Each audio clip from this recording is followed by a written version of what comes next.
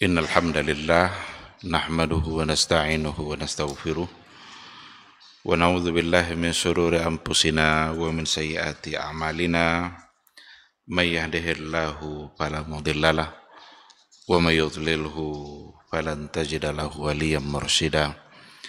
Asyhadu an la ilaha illallah wahdahu la syarikalah wa asyhadu anna Muhammadan abduhu wa rasuluh la nabiyya wa la rasula ba'dah. Ikhwati fillah, ma'asyiral hadirin wal hadirat, bapak-bapak, ibu-ibu yang dimuliakan Allah. Mari sama-sama kita awali pagi kita dengan memperbanyak ungkapan puji dan syukur kepada Allah Subhanahu wa taala yang telah membangunkan kita kembali dari tidur kita. Mudah-mudahan ketika kita kembali dibangunkan oleh Allah Subhanahu wa taala membuat kita semakin banyak bersyukur dan mengingat Allah yang telah memberikan nikmat itu. Mudah-mudahan zikir dan ingatan kita kepada Allah dalam setiap saat membuat kita bisa terpelihara dan terjaga dari hal-hal yang tidak baik. Sama-sama kita juga harus bersalawat dan salam untuk Rasul kita yang mulia Nabi Muhammad sallallahu alaihi wasallam. Allahumma salli ala Muhammad wa ala ali Muhammad. Mudah-mudahan kita adalah orang-orang yang benar-benar cinta dan rindu kepada beliau. Ketika kita dimampukan oleh Allah Subhanahu wa taala untuk membuktikan cinta kita kepada beliau, mudah-mudahan cinta yang benar itulah yang akan membuat kita selamat di hari mahsyar, hari yang sulit, hari yang berat, tapi insya Allah akan menjadi ringan ketika kita memang mencintai Allah dan mencintai Rasulullah sallallahu alaihi wasallam. Mudah-mudahan nanti di hari mahsyar kita bisa mendapatkan syafaat dan pertolongan dari Rasulullah sallallahu alaihi wasallam atas izin Allah Subhanahu wa taala. Amin amin ya rabbal alamin. Ikhwati fillah, ma'asyiral hadirin wal hadirat, rahimani Allah wa iyyakum. Kembali pada pagi hari ini kita akan melanjutkan kajian kitab Syarah dari Al-Usulus Salasah. Kita sudah awali pada pertemuan yang sebelumnya Al-Aslus Salis, pondasi yang ketiga, yaitu Ma'rifatu Nabiyikum Muhammad sallallahu alaihi wasallam, mengenali Nabi kita Nabi Muhammad sallallahu alaihi wasallam. Ini sebagai pondasi yang ketiga setelah kita berikan penjelasan dua pondasi yang sebelumnya, yaitu mengenal Allah dan mengenal agama. Ma'rifatullah wa ma'rifatud din wa ma'rifatur rasul. Maka sekarang kita berada pada poin yang ketiga, bagaimana kita sebagai umat Nabi Muhammad sallallahu alaihi wasallam harus kenal betul dengan siapa Nabi kita itu. Karena dengan mengenali beliau secara baik, itulah yang akan membuat kita semakin mencintainya, membuat kita semakin sering mendoakannya. Kalau kita sudah mencintainya, maka kita akan sering-sering mendoakan dalam bentuk selawat dan salam. Dalam sebuah peribahasa Arab dikatakan juga, man ahabba syai'an aktsara min dzikrih. Man ahabba syai'an, barang siapa yang mencintai sesuatu, maka dia akan selalu menyebut dan mengingatnya. Ini fakta dalam kehidupan kita. Kalau seandainya mencintai sesuatu, itu sering disebut-sebut, sering diingat-ingat, sering diceritakan. Kalau seandainya kita memang mencintai Rasul kita, maka sewajarnya lah kita untuk sering bercerita tentang Nabi kita itu. Bercerita tentang kemuliaannya, bercerita tentang jasa-jasanya, bercerita tentang perjuangan-perjuangannya. Beliau telah berjuang dan mengorbankan segala-galanya dalam menyebarkan risalatul Islam, dalam menyampaikan ajaran dan syariat Islam. Semua telah dia korbankan, dan itu semua adalah untuk kemaslahatan, bukan sekedar kemaslahatan dirinya, tapi lebih dari itu untuk kemaslahatan kita sebagai umatnya.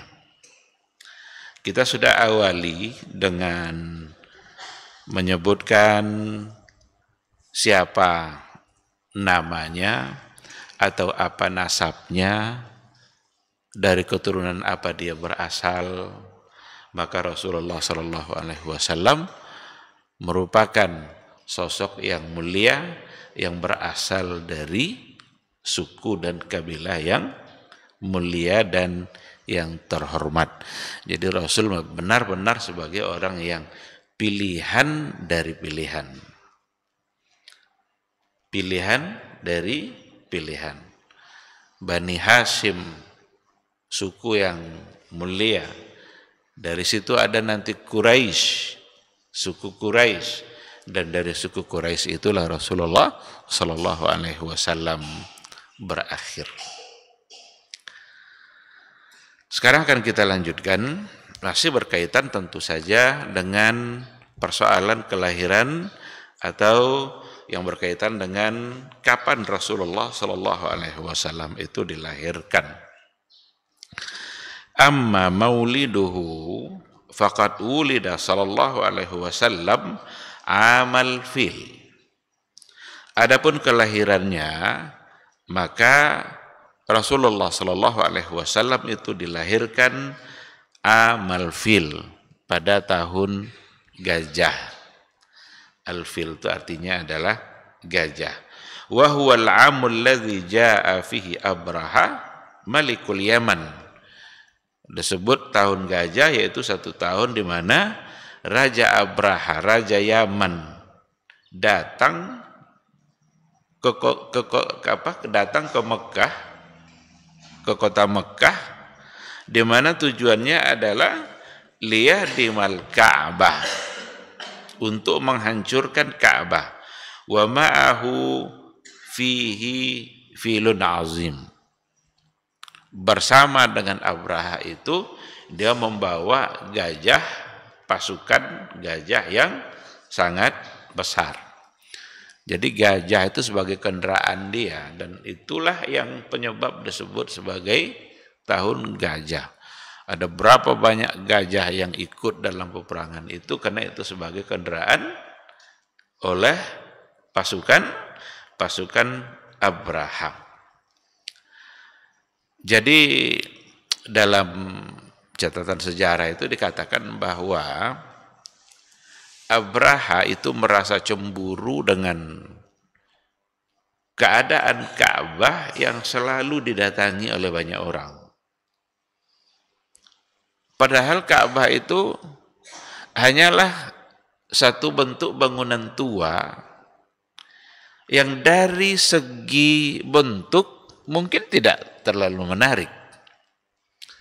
Bangunan tua. Al-Baitul Atiq. Baitul Atiq itu artinya bangunan tua, kuno. Tetapi itu sesuatu yang menjadi hal yang disakralkan. Karena dari dulu memang orang-orang jahiliyah itu sudah menghormati Ka'bah. Ka'bah itu sudah merupakan sesuatu yang mulia di mata mereka. Jadi kalau seandainya mereka berkelahi lalu masuk ke dalam Ka'bah, mereka tidak akan mengejar lagi, berhenti sudah, karena berada di tempat yang mulia dan sangat disakralkan. Jadi penghormatan mereka terhadap Ka'bah itu memang dari dulu.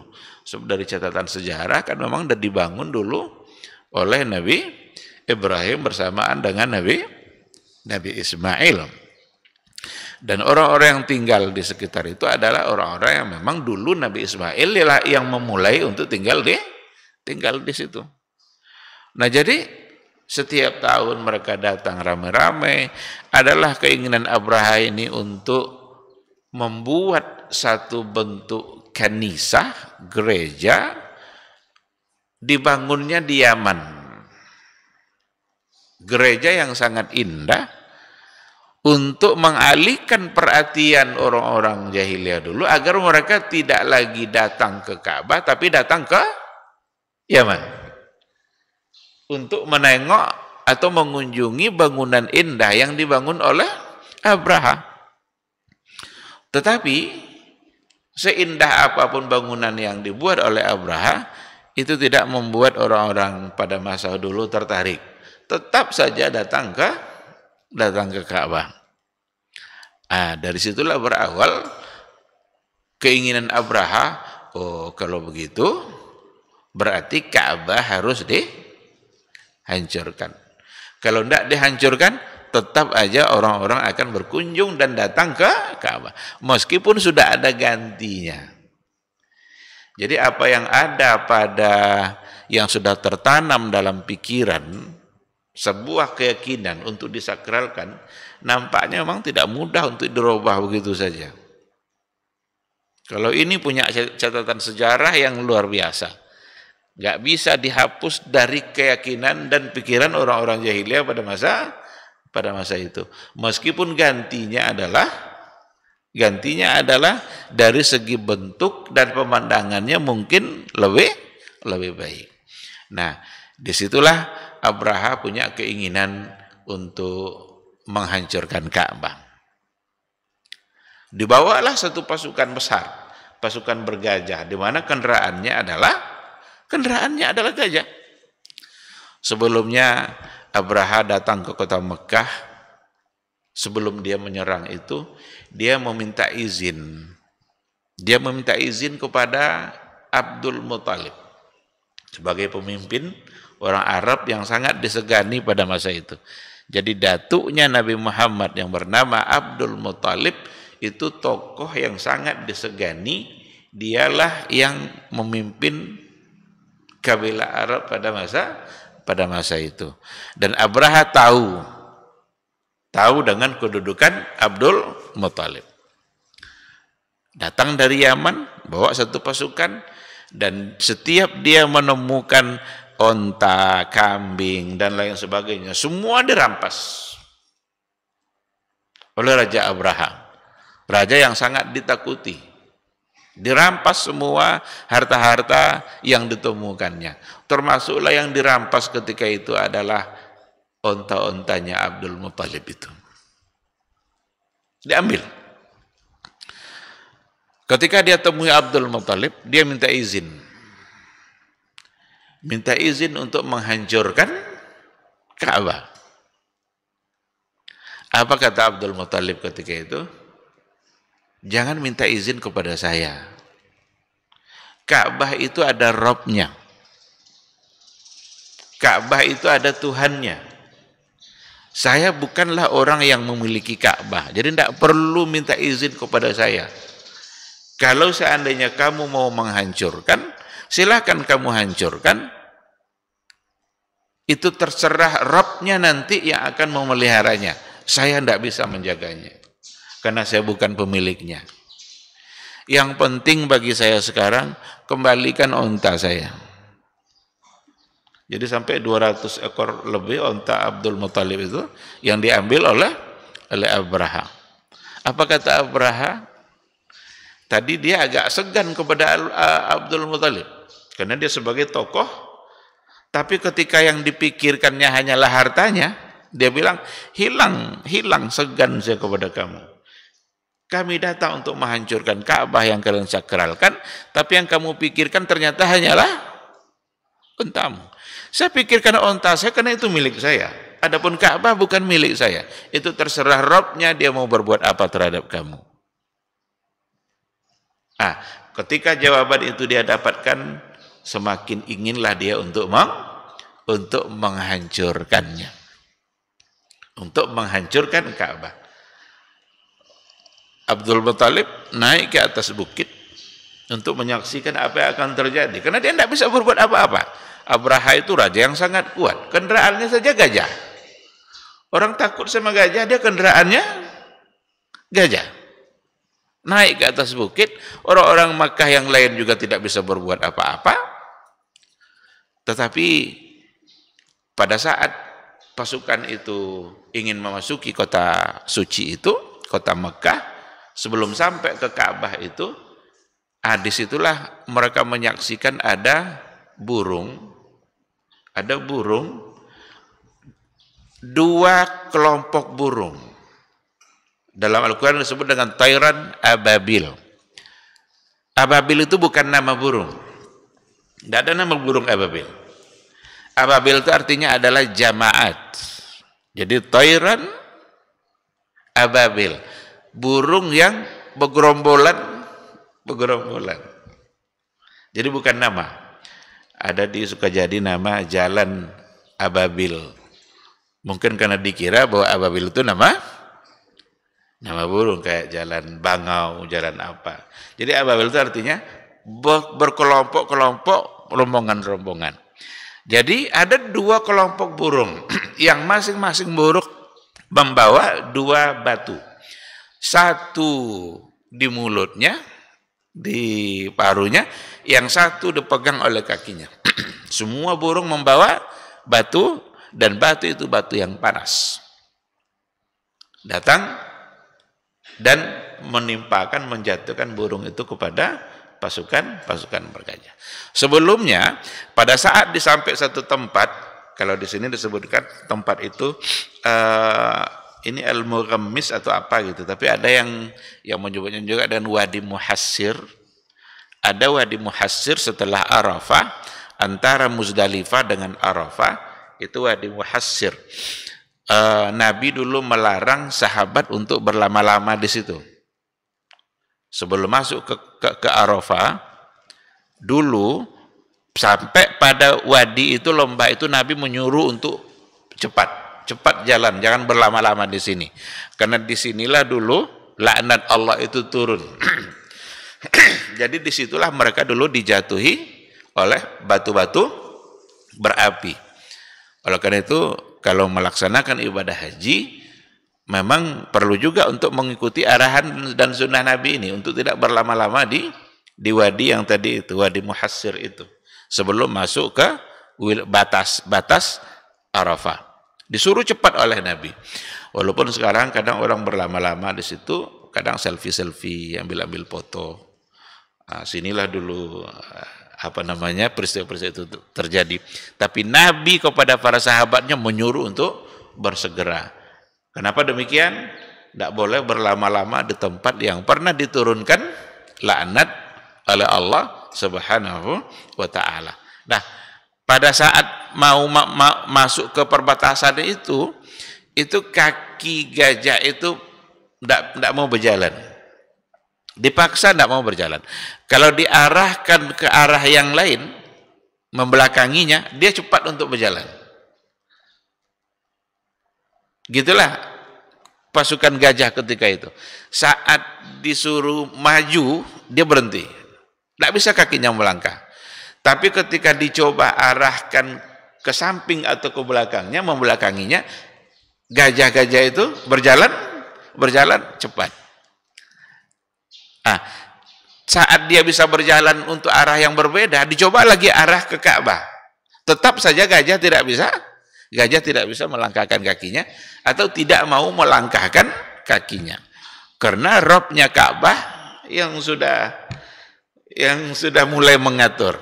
Dan benarlah kata Abdul Muthalib tadi, Ka'bah itu bukan punya saya tidak bisa menjaganya. Kamu mau berbuat apa, kamu silahkan, jangan minta izin kepada saya, minta izin saja sama Tuhannya. Terserah Tuhannya mau berbuat apa. Ternyata itulah yang terjadi. Pada saat kaki-kaki gajah itu tidak bisa lagi melangkah, tidak lagi bisa bergerak maju ke depan, saat itulah yang tayran ababil itu, burung yang berombongan-berombongan tadi datang dengan membawa batu-batu berapi, satu di mulutnya dan satu lagi di kakinya, menimpa gajah-gajah itu, dan api itu memakan gajah-gajah itu layaknya dedaunan yang dibakar, yang dimakan oleh ulat. Kalau ada daun bulat dimakan oleh ulat, kan jadi tidak lagi. Begitulah dahsyatnya kekuatan api yang dibawa oleh burung. Dan api itu tidak merusak sedikit pun kaki-kaki burung itu. Karena masyarakat jahiliyah juga tidak tahu ketika itu burung dari mana. Berarti itu adalah bala tentara Allah yang memang yang menyuruhnya adalah Allah Subhanahu wa taala sebagai pemilik Ka'bah yang sengaja memang disuruh untuk menjaga Ka'bah. Maka Rabbul Ka'bah, pada saat kita sholat menghadap ke arah Ka'bah, kita tidak sedang menyembah Ka'bah, tapi kita sedang menyembah Rabbul Ka'bah. Robnya Ka'bah. Karena dulu orang-orang jahiliyah menuduh, kalian sama aja dengan kami katanya. Kalian menyembah batu, rumah tua, kami menyembah patung. Dikiranya oleh orang-orang jahiliyah itu ketika diperintahkan sholat menghadap Ka'bah itu mereka menyembah Ka'bah. Tetapi Rabbul Ka'bah yang kita sembah sesungguhnya adalah Rabbul Ka'bah. Nah, akhirnya Abraha dengan pasukannya hancur, tidak berhasil menguasai Ka'bah karena memang Ka'bah dijaga oleh Allah Subhanahu wa taala. Dan mereka mengalami kekalahan yang luar biasa, hancur mereka, tidak lagi tidak ada lagi gangguan untuk Ka'bah setelah itu. Ketika disakralkan dan pada akhirnya memang itu menjadi kiblatnya umat Islam. Pada tahun itulah Nabi kita Shallallahu Alaihi Wasallam itu dilahirkan, sehingga disebut dia dengan tahun gajah. Bahkan turun ayat yang mengabadikan peristiwa itu, surat Al-Fil. Alam tara kaifa fa'ala rabbuka bi ashabil fil. Ini mengingatkan peristiwa yang terjadi pada saat atau ketika tahun Rasulullah SAW itu dilahirkan.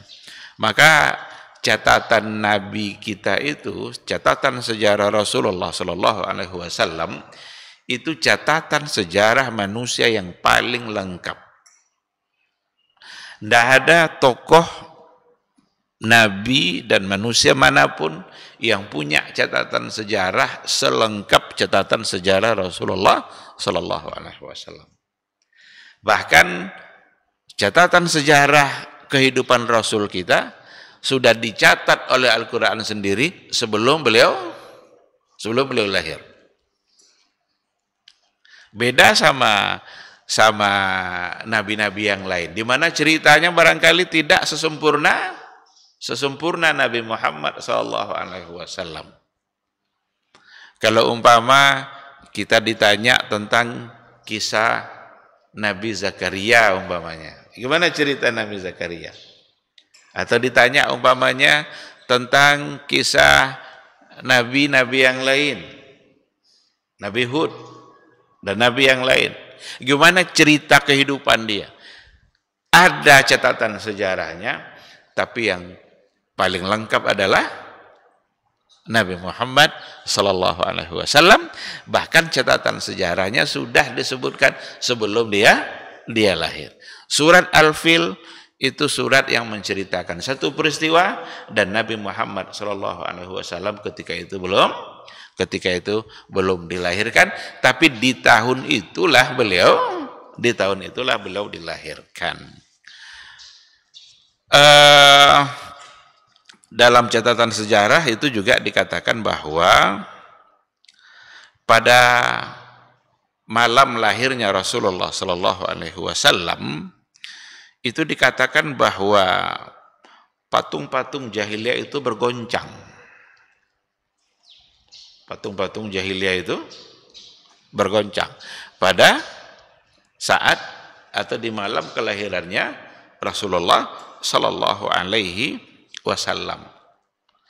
Bahkan ada cahaya yang muncul seperti di istananya Persia, di istananya kan ada Rum, ada Persia yang sudah besar pada saat itu ada dalam catatan sejarah yang mengatakan bahwa pada saat dilahirkannya Rasulullah Shallallahu Alaihi Wasallam itu ada kelihatan cahaya-cahaya yang muncul.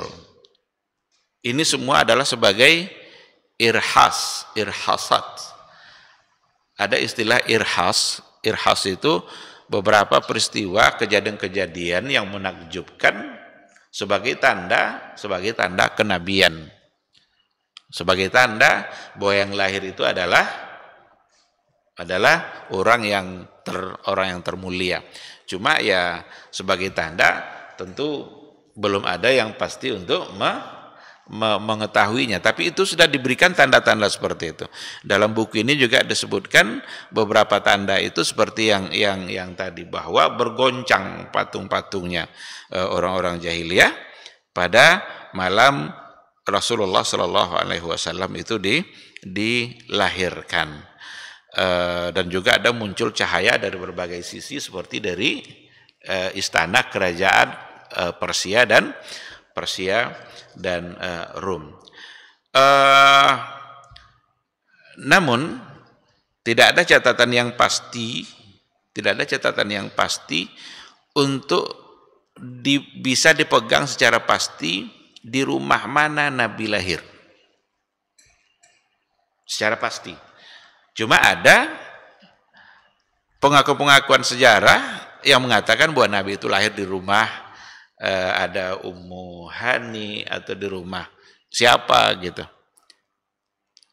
Dan sekarang ada yang mengatakan bahwa tempat lahirnya Rasulullah Shallallahu Alaihi Wasallam itu adalah tempat yang tidak jauh dari Masjidil Haram, yang sekarang sudah dijadikan katanya sebagai pustaka atau apa gitu. Tapi rumahnya itu sudah tidak ada. Ada juga sebagian dari orang-orang yang menyesalkan itu dianggap sebagai menghilangkan bukti sejarah. Sebagian ada yang menyesalkan, apalagi orang-orang yang memang cenderung untuk mencari-cari bukti seperti itu. Banyak di antara kalangan umat Islam yang mencari bukti-bukti sejarah seperti itu, tapi terkadang tidak lagi murni sekedar untuk mengetahui sejarah. Kadang-kadang sudah disalahgunakan pula. Disalahgunakan itu maksudnya dianggap nanti sebagai tempat yang sakral atau tempat yang keramat, tempat yang dimana di situ nanti dianggap yang paling mulia, dijadikan tempat untuk berdoa dan bertawassul atau meminta-minta, yang terkadang cenderung kepada perbuatan syirik. Oleh karena itu wajar sebenarnya ketika ada beberapa sarana yang kalau akan bisa untuk menggiring orang kepada perbuatan syirik, maka sebenarnya lebih baik untuk dimusnahkan daripada menyebabkan terjadinya kesyirikan bagi kehidupan. Karena ada memang orang tabiatnya itu memang seperti itu. Tidak bisa dia melihat sesuatu yang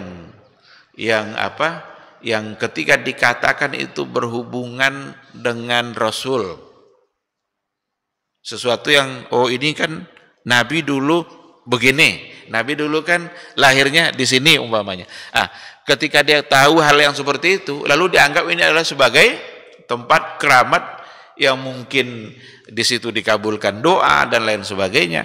Padahal itu semua tidak mungkin bisa kita dapatkan kecuali kalau Nabi sendiri yang mengatakan sebagai tempat yang mulia atau tempat yang mustajab. Umpama antara pintu Ka'bah dengan makam Ibrahim ada namanya multazam. Itu Nabi sendiri yang mengatakan bahwa itu adalah tempat yang memang berbeda dengan yang lain, tempat yang mustajab, berdoa di situ. Jadi untuk hal-hal yang seperti itu tidak mungkin kita membuat-buat satu cerita tanpa ada keterangannya dari Rasulullah Sallallahu Alaihi Wasallam. Nah, maka sekarang tidak ada lagi ada rumah itu, bahkan ada juga fakta-fakta sejarah yang memang sengaja untuk dimusnahkan karena dikhawatirkan akan menimbulkan kesirikan. Bahkan dulu sebelum tahun 2003 kalau nggak salah itu 2003 ke bawah itu kita masih bisa sampai ke pangkal sumur air Zam-Zam. Masih bisa kita sampai ke situ. Sampai nampak kita ada di pakai kaca, dia nampak sama kita pipa-pipa itu sampai ke bawah. Karena ada tangga memang. Ada tangga yang membuat kita bisa sampai ke sana. Dan itu di bawah pelataran tawaf. Umpamanya kalau di sini Ka'bah, lalu ada tawaf, sini ada tangga untuk masuk sampai kita ke pangkal sumur itu, ke bibir sumur itu. Cuma sudah ditutup pakai kaca. Pada akhirnya juga ditutup. Tangga itu sudah tidak ada. Sekarang sudah tidak bisa lagi jamaah sampai ke situ. Kenapa demikian? Karena memang juga secara fakta kita sendiri pernah melihat sampai di sana itu ada orang sengaja sholat untuk menghadap ke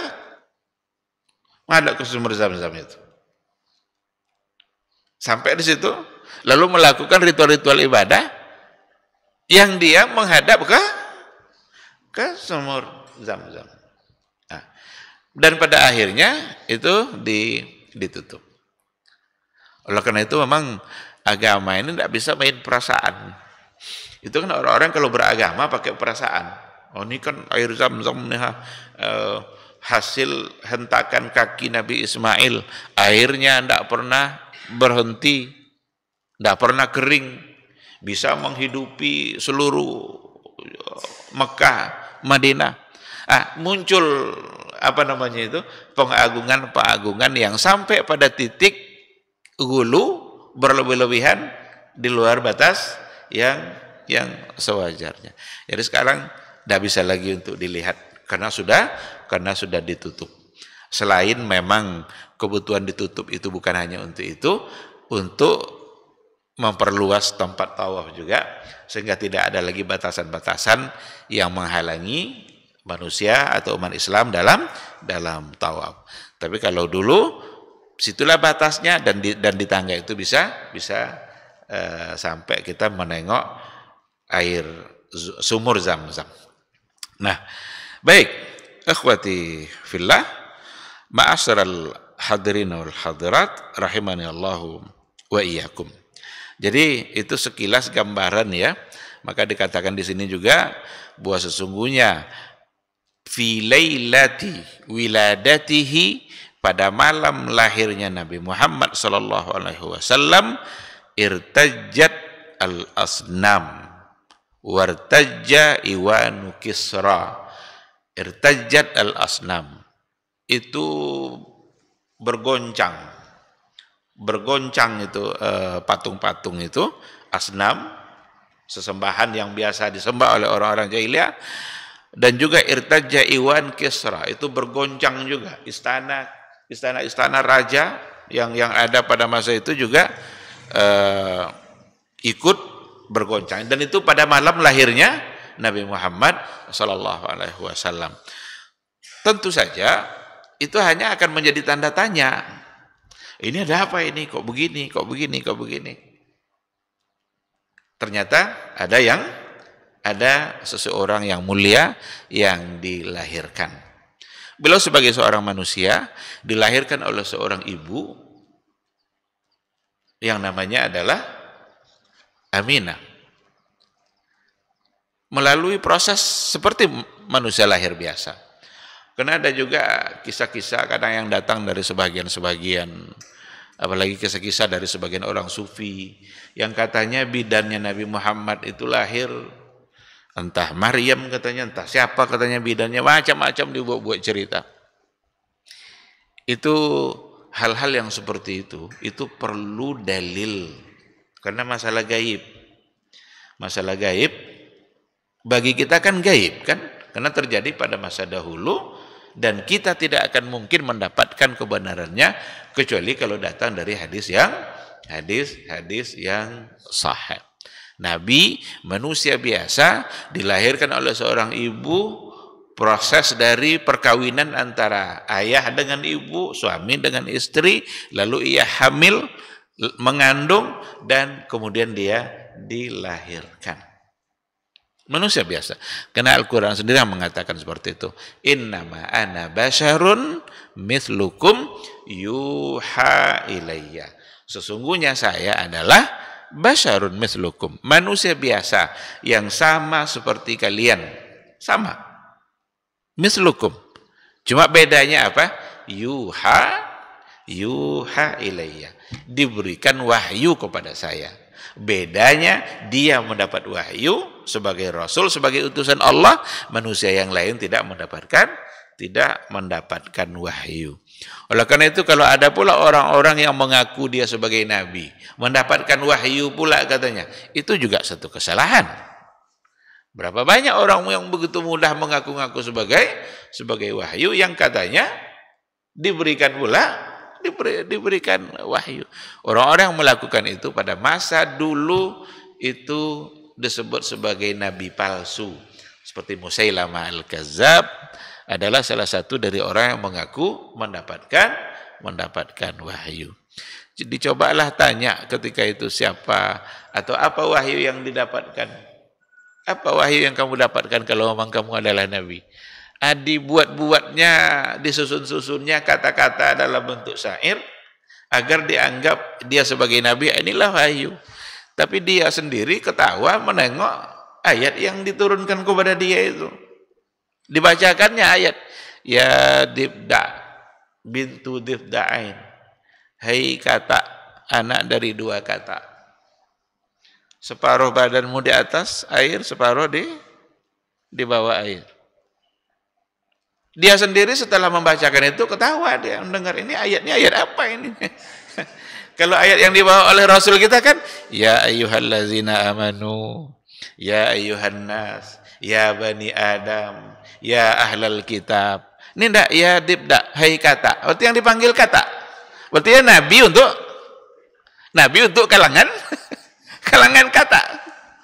Akhirnya dia sendiri ketawa-ketawa dengan ayat yang dia, kenapa dia nabi palsu? Tidak akan mungkin bisa disebut nabi kecuali setelah diberikan wahyu. Dan nabi kitalah orangnya. Yuha ilayya. Diberikan wahyu kepada saya katanya. Jadi dia manusia biasa tapi mendapatkan wahyu. Ayat yang tadi itu juga menolak keyakinan sebagian dari orang-orang sufi yang mengatakan bahwa nabi itu diciptakan dari cahaya. Kan ada itu? Yang pertama kali yang diciptakan oleh Allah adalah nur Nabi.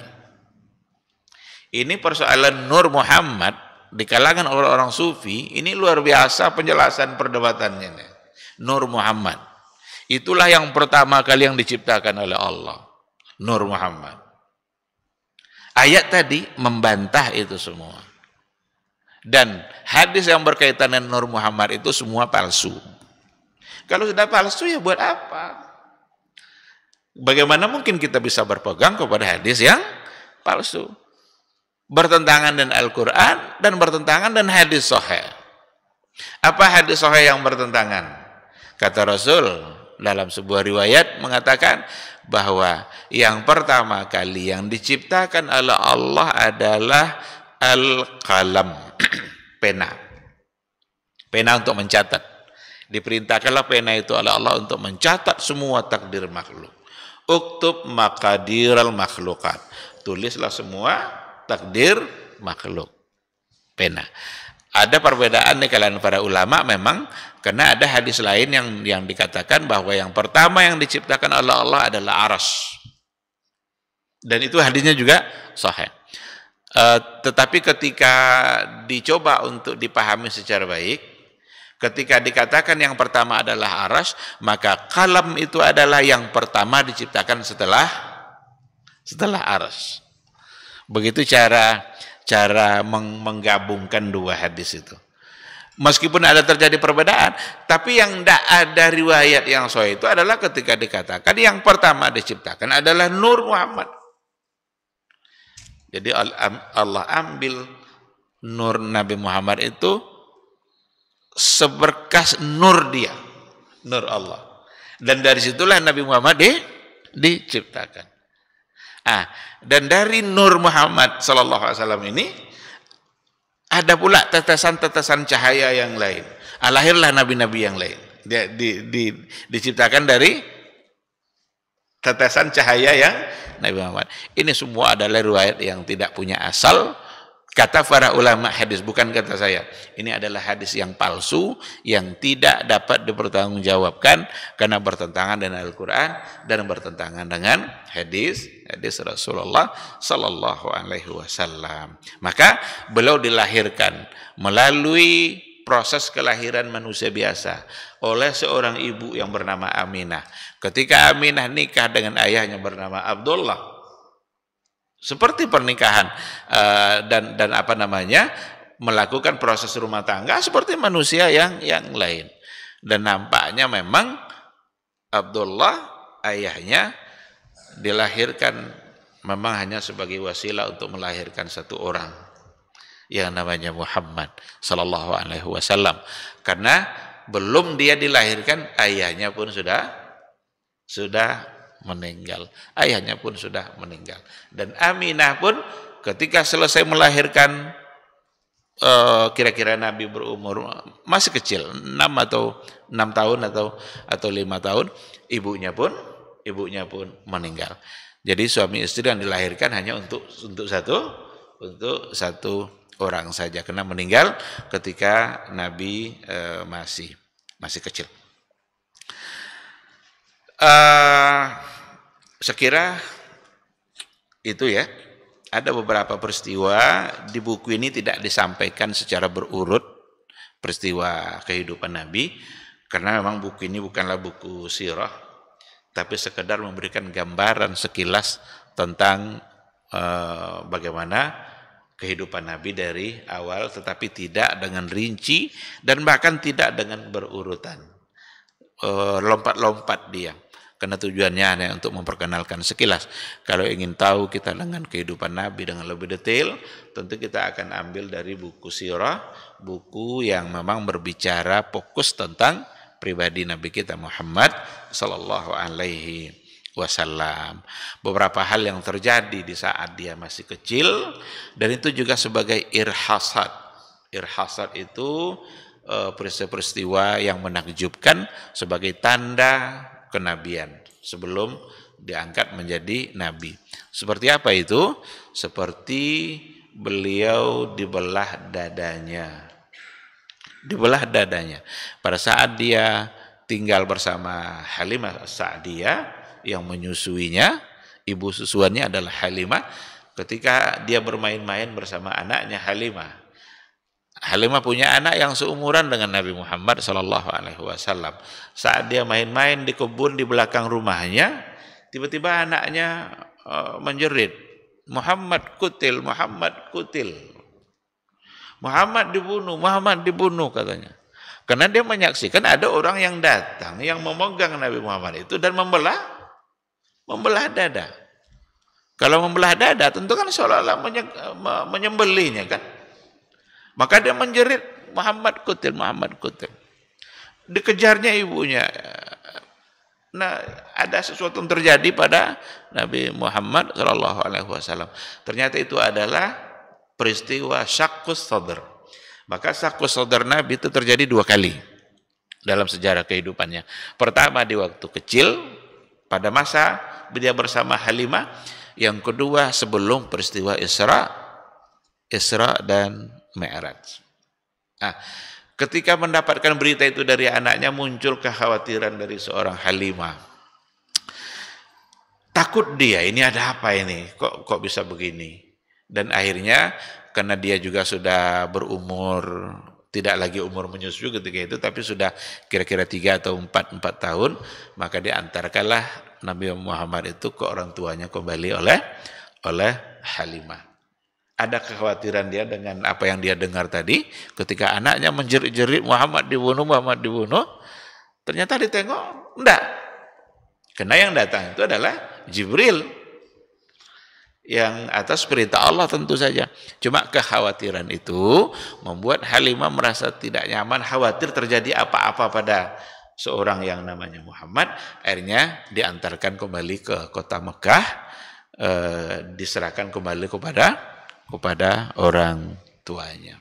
Itu diantara irhasat atau peristiwa yang terjadi pada Nabi yang menakjubkan, yang tidak masuk kepada logika kita.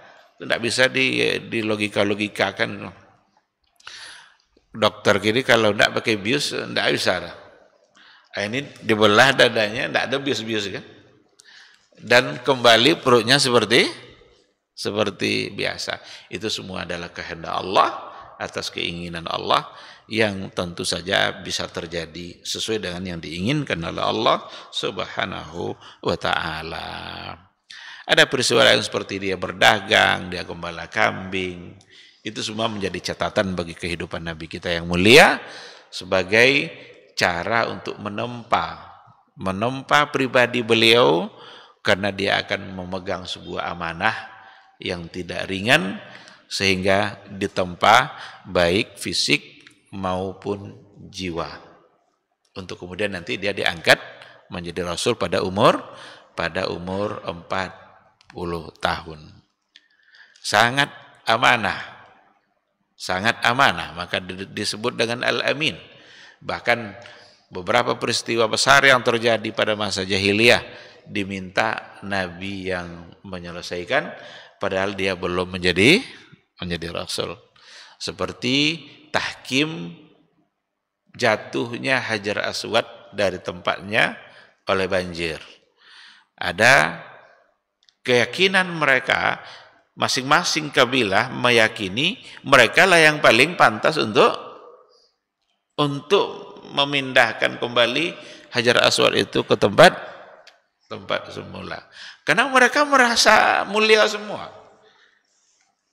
Perasaan itu yang membuat mereka menganggap saya yang paling ini, kabilah kami yang paling ini. Tapi akhirnya hakimnya adalah Nabi Muhammad sallallahu alaihi wasallam, dan dengan cara yang diakui oleh semua orang. Diminta untuk membentangkan rida, apa namanya itu, surban, bentang. Nabi sendiri yang memasukkan. Diminta pegang masing-masing ini, orang-orang menganggap mulia tadi masing-masing pegang ujungnya. Nabi pula yang, siapa yang mulia sebenarnya sekarang nih? Orang tua atau Nabi? Nabi, karena Nabi yang memegang langsung. Orang tua cuma pegang-pegang ujung kain aja. Pegang ujung kain, tapi Nabi sendiri ya.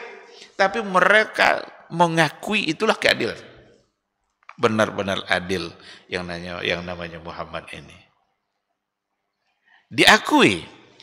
Cuma ketika sudah datang membawa sebuah ajaran, langsung menjadi pembohong. Langsung berubah menjadi pembohong. Padahal sebelumnya diakui semua sebagai orang yang jujur. Bahkan ketika peristiwa Safa itu, menurut kalian percaya enggak, kata Nabi, kalau seandainya saya katakan di balik bukit itu ada pasukan berkuda yang ingin menyerang kalian, percaya enggak kalian? Oh, percaya. Sangat yakin, karena kami tak pernah menemukan kamu berbohong meskipun satu kali. Kalau begitu, saya ingin beritahukan kepada kalian bahwa di hadapan kalian ada azab Allah yang sangat pedih jika kalian tidak beriman kepada Allah. Langsung berubah Nabi Muhammad jadi pembohong. Padahal tadi dianggap orang yang paling amanah, paling jujur, tidak pernah berbohong. Tapi ketika dicoba untuk merubah keyakinan jahiliyahnya, keyakinan lamanya, statusnya tidak lagi sebagai Al-Amin, tetapi sebagai pembohong. Bahkan dituduh sebagai tukang sihir, bahkan dituduh juga sebagai orang yang majnun. Mereka mengedepankan perasaan mereka tidak mau mengikuti apa yang diajarkan oleh Rasulullah Sallallahu Alaihi Wasallam. Ikhwati fillah, barangkali ini mungkin untuk kajian kita pada pagi hari ini. Sekilas itu sekilas ya, sangat ringkas sekali tentang peristiwa-peristiwa kelahiran dan hal-hal yang terjadi pada Nabi kita Muhammad Sallallahu Alaihi Wasallam sebelum diangkat menjadi Rasul. Barangkali nanti kita bisa masuk pada poin yang berikutnya pada saat beliau diangkat menjadi Rasul dan apa konsekuensi bagi kita yang telah beriman kepada Nabi. Konsekuensi kalau kita sudah menyatakan beriman kepada Rasulullah Sallallahu Alaihi Wasallam. Berikan penjelasan yang cukup luas dan insya Allah nanti kita bisa sampaikan pada pertemuan yang akan datang. Sekira cukup sampai di sini. Mohon maaf saya tidak buka tanya jawab karena saya pagi ini harus ke Paskah. Jadi kita cukup sampai di sini. Semoga majelis ini bermanfaat bagi kita bersama. Diridhai oleh Allah, dibukakan pintu hati kita semakin semangat untuk belajar dan semangat untuk istiqamah di atas sunnah Rasulullah Sallallahu Alaihi Wasallam. Terima kasih. Subhanakallahumma wa bihamdika asyhadu an la ilaha illa anta astaghfiruka wa atubu ilaik. Wassalamualaikum warahmatullahi wabarakatuh.